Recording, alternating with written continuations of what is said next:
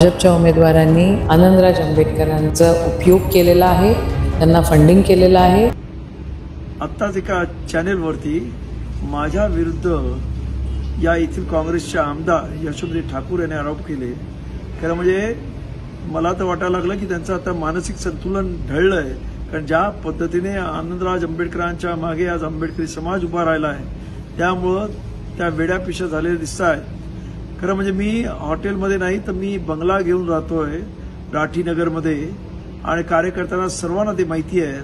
त्याचबरोबर आज त्यांच्या विरुद्ध नवनीत राणा यांनी जाहीर सभेमध्ये आरोप केलेला आहे की यांनी माझ्या नवऱ्याकडून कडक कडक नोटा घेतलेल्या आहेत, त्याचं अजून त्यांनी खंडन केलं नाही।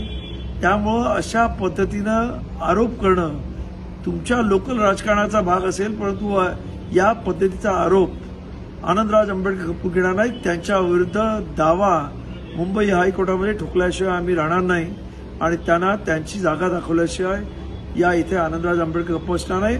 मी आंबेडकरी जनतेला सांगतो की अशा मानसिक संतुलन डळलेल्या माणसाच्या या खोट्या बातम्यांवर आणि अपप्रचारावर विश्वास ठेवू नका, कारण त्यांचा महासचिव कालच त्याच्या विरुद्ध FIR दाखल झालेला आहे की त्याने मी माघार घेतल्याची खोटी बातमी या फेसबुक आणि व्हॉट्सअपवर चालवली आहे आणि अनेक काँग्रेसच्या कार्यकर्त्यांनी झालं। आता त्यांची पाळी आहे असं माझं म्हणणं आहे। त्यामुळं ते सर्वच काँग्रेसवाले ज्या पद्धतीने आंबेडकरी समाज एकवटला आहे आणि त्याच्याबरोबर मुस्लिम समाजाचं वोटिंग होत आहे, त्यामुळे त्या एक प्रकारे मानसिक संतुलन हरवल्यासारख्या बोलत आहेत असं माझं म्हणणं आहे।